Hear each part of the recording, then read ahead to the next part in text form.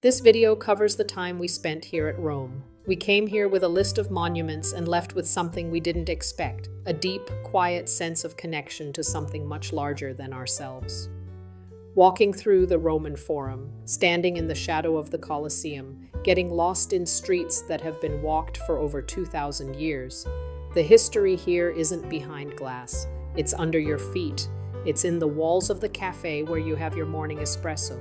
It's in the faces of the people who've called this city home for generations.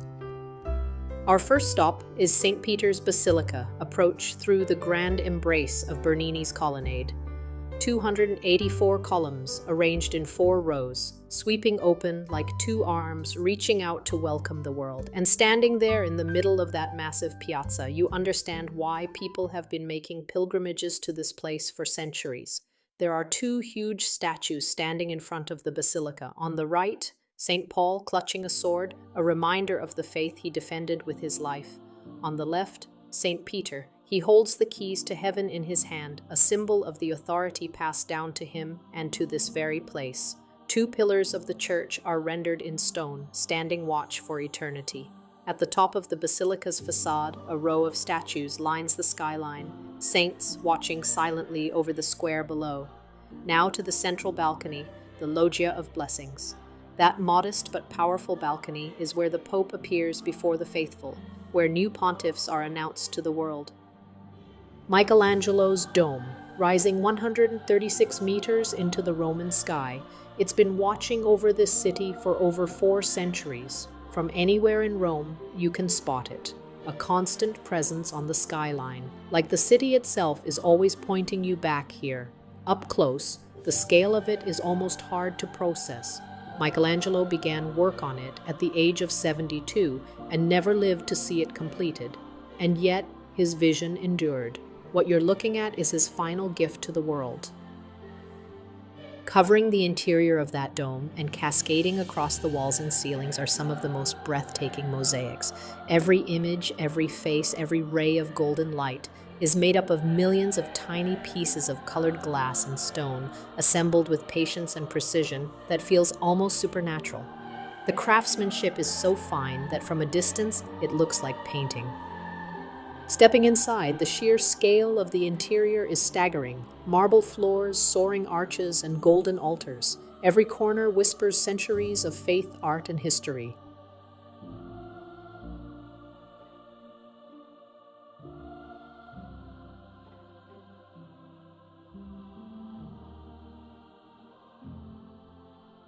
The chair of St. Peter is Bernini masterpiece. A gilded bronze throne carried by the 4 great doctors of the church with a burst of golden light radiating from a stained glass window above it. To match the chair, Bernini's magnificent baldachin rising 30 meters above the papal altar. 4 spiraling columns twist upward with an energy that feels almost alive. And then, tucked against one of the massive piers, a line of people quietly waiting their turn around a bronze statue of St. Peter. One by one, they reach out and touch his right foot, which has been polished down by millions of faithful hands in the past centuries. The enormous main nave can hold 15,000 people, and the clear plastic chairs allow free movement and view of the marble pavement and artwork. Beneath the basilica, in the quiet of the Vatican grottos, lies the tomb of St. Peter himself. Simple, understated. However, this is the very foundation upon which everything above was built. 2,000 years of faith resting in the stillness of this room. All popes' names are carved on the wall in the grotto. From the top of Michelangelo's dome, Rome opens up before you in every direction. Directly below, Bernini's piazza fans out like a perfect embrace. The 2 sweeping colonnades you walked through just hours ago now reveal their true shape from up here. A massive oval, deliberately designed to pull the world in. The rows of columns, the statues lining the top, the Egyptian obelisk standing at the very center. From this height, the genius of the design is undeniable. It's not just a square, it's a statement. Then your eyes lift further beyond Piazza and Rome unfolds without end. The winding silver ribbon of the Tiber River cutting through the city, the Castel Sant'Angelo is standing proud along its banks. And just beyond the piazza, the Vatican Gardens stretch out in a breathtaking sweep of green, manicured hedges, fountains, tree-lined pathways, and open lawns that feel like a secret world tucked behind the walls of the smallest country on earth. Peaceful, perfectly ordered, a quiet contrast to the grandeur of everything surrounding it.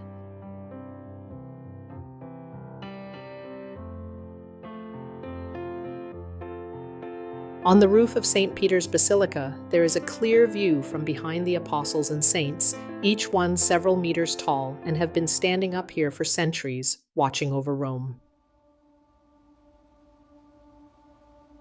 We finally get to see the Colosseum firsthand. Even after 2,000 years, it commands the skyline with an authority that stops you mid-stride. The sheer scale of it, 4 stories of arched travertine stone, stretching nearly 50 meters into the air and wrapping around in a perfect ellipse, is almost too large for the eye to take in all at once. Each tier of arches is lined with columns in a different classical order, Doric, Ionic, Corinthian, stacked one above the other like a textbook of ancient Roman ambition.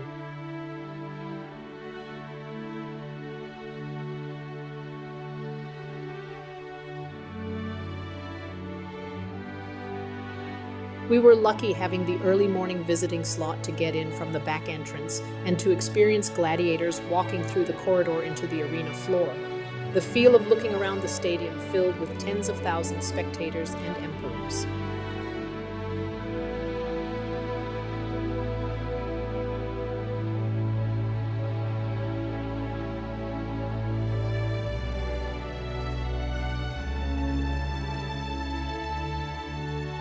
Beneath where the arena floor once stood, the hypogeum lies fully exposed, a vast, intricate network of tunnels, chambers, and passageways that stretch across the entire footprint of the Colosseum. This was the engine room of the ancient world's greatest spectacle. This is a 2-level underground labyrinth divided by a series of parallel corridors running the length of the arena. Along these corridors sat the animal pens, cages where lions, tigers, bears, elephants, and exotic beasts from across the Roman Empire were held, sometimes for days before being sent into the chaos above. You can still see the narrow channels and iron gate mechanisms where handlers would have stood, controlling the flow of animals with ropes and pulleys.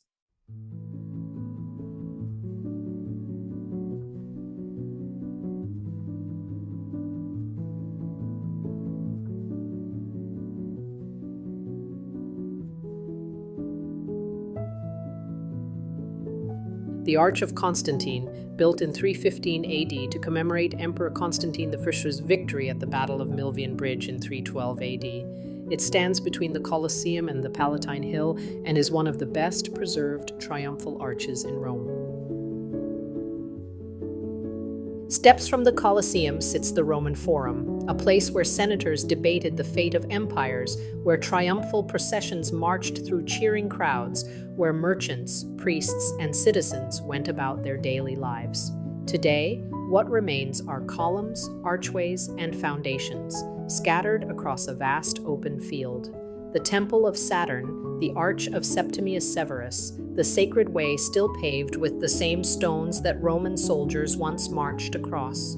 Every corner carries the echo of a world that shaped our own.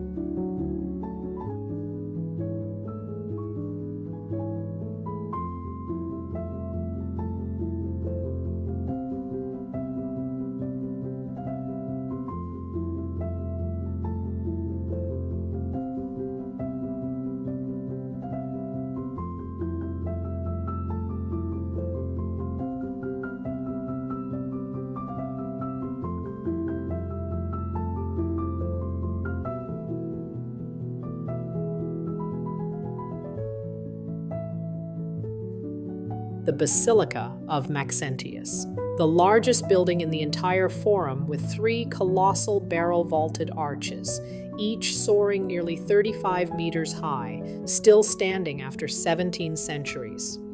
Step inside one of the side apses and look up. The coffered ceiling, with its rows of hexagonal and octagonal recessed panels, is breathtaking in its detail and precision. The walls still bear the niches that once held marble cladding and grand decorative sculptures. Michelangelo himself actually studied this basilica before designing the dome of St. Peter's.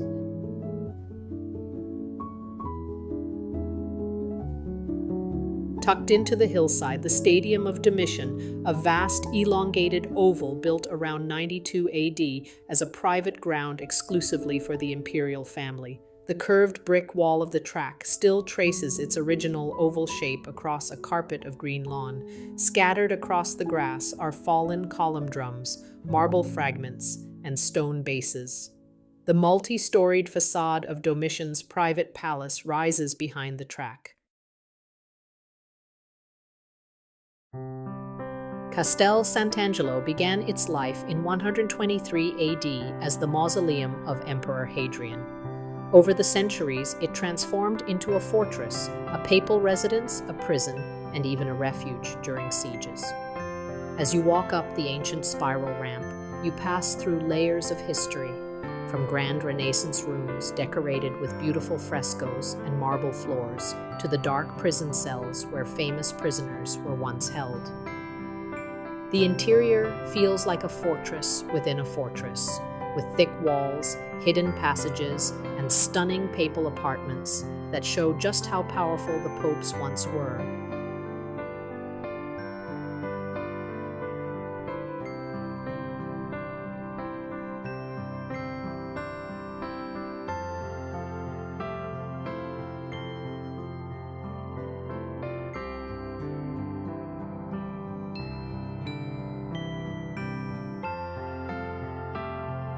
From the top terrace, not only do you have the full view of the armory of the castle, it is also one of the most spectacular 360-degree panoramas of Rome. Directly in front stands the majestic dome of St. Peter's Basilica, so close you feel you could almost touch it. All around you, the eternal city unfolds, the rooftops of the historic center, the Tiber River winding through the city, and the hills of Rome stretching into the distance. On a clear day, this is easily one of the best places in the city to truly understand why Rome is called the Eternal City.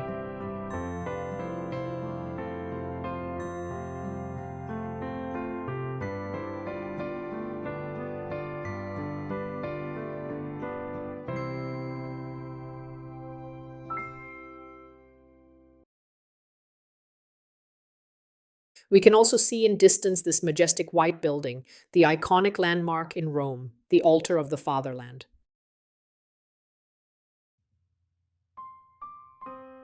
Stepping into the Vatican museums is like walking through 3,000 years of human creativity. You move through endless galleries filled with ancient Egyptian mummies, Greek and Roman marble statues, priceless tapestries, and the stunning gallery of maps. This is truly a transcend and unparalleled museum. Laocoon and his Sons, one of the most celebrated sculptures in the world.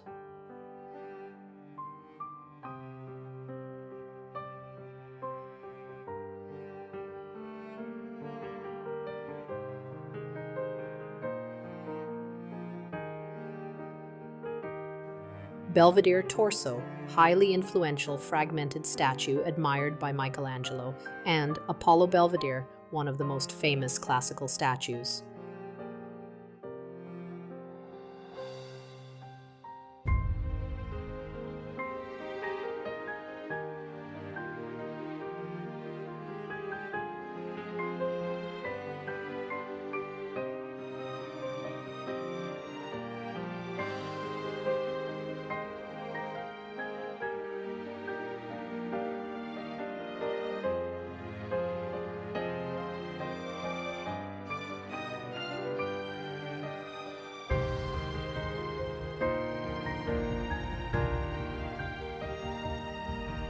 Gallery of maps, 40 large frescoed maps of Italy on the walls, stunning and immersive.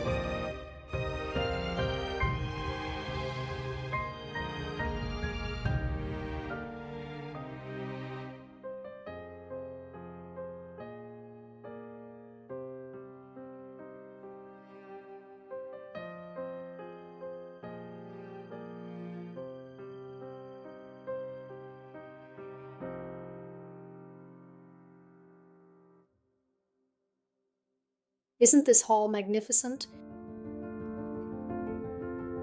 More incredible frescoes in the museum, but there are no photos and videos allowed inside Sistine Chapel.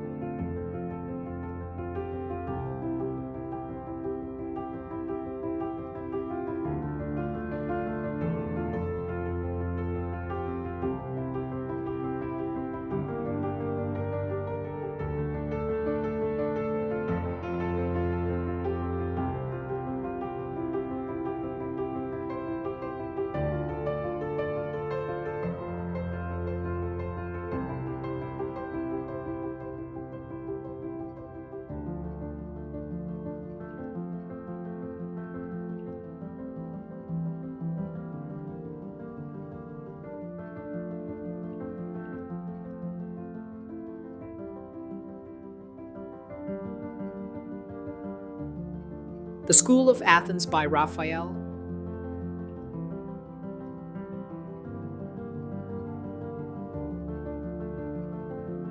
The Disputation of the Holy Sacrament by Rachel. Exiting the Vatican museums through the beautiful Bramante staircase. The Trevi Fountain is an 18th century fountain in the Trevi district designed by Italian architect Nicola Salvi and completed by Giuseppe Panini in 1762. It is the largest Baroque fountain in the city as it stands 86 feet high and 161 feet wide.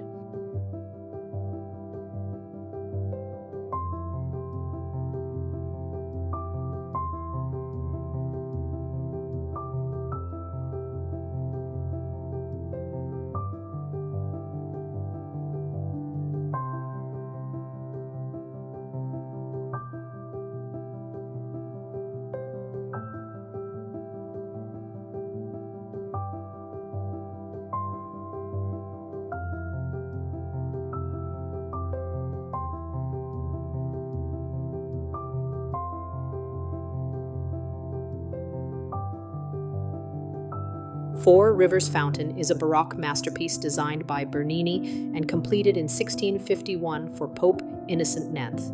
The fountain symbolizes the universal dominion of the Catholic Church through four allegorical river gods representing the four known continents: the Nile, Africa; the Danube, Europe; the Ganges, Asia; and the Rio de la Plata, Americas.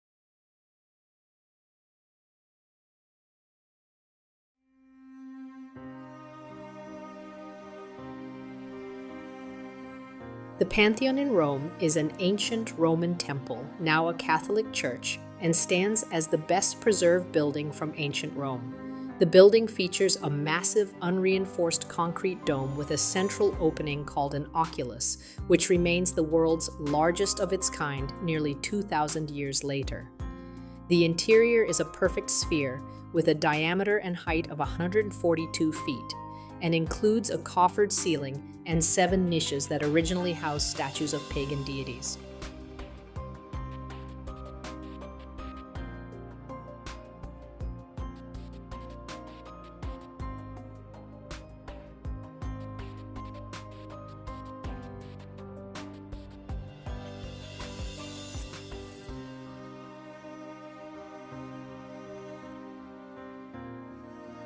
Borghese Gallery has a collection of several incredible Bernini sculpture masterpieces, including David and Apollo and Daphne.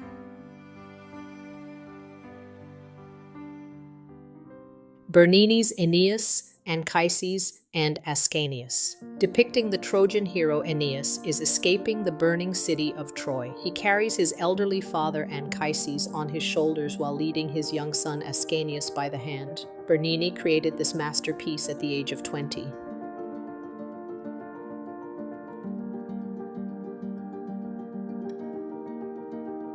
Bernini's Pluto and Proserpina, aka The Rape of Proserpina. Depicting Pluto, the god of the underworld, abducts Proserpina to take her to the underworld as his bride.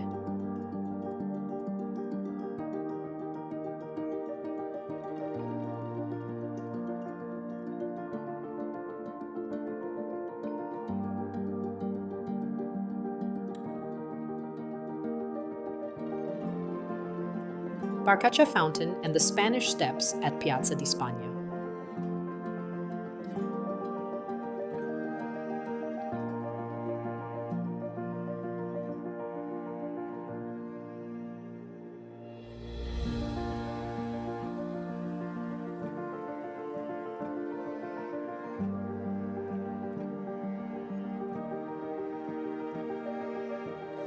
Now we have a closer look at the Altar of the Fatherland. Built between 1885 and 1935, it was designed by architect Giuseppe Sacconi to honor Victor Emmanuel II, the first king of unified Italy.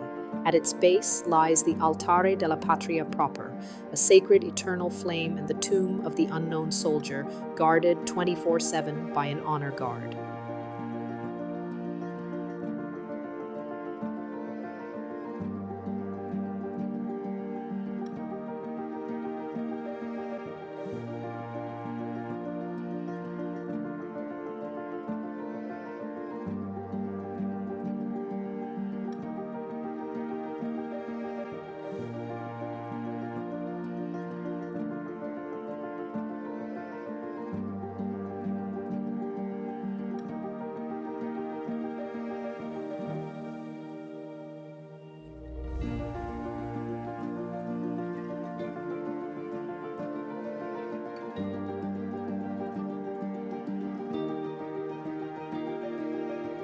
Rome is truly a fascinating place, as there are so many places still being excavated. We enjoyed every moment of our visit.